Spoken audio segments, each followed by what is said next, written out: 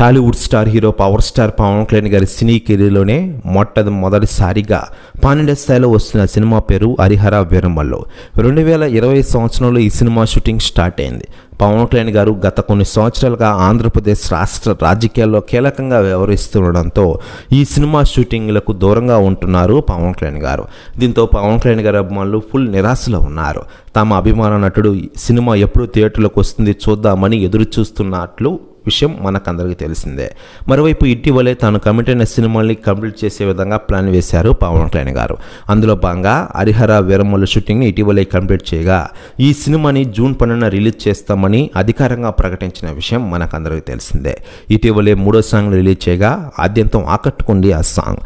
అయితే లేటెస్ట్గా అందుతున్న సమాచారం ప్రకారం పవన్ కళ్యాణ్ గారు హీరోయిన్గా నిధి అగర్వాల్ నటిస్తున్న ఈ హరిహర వీరమల్లు సినిమా నుంచి అదిరిపే ట్రైలర్ని కట్ చేశారట.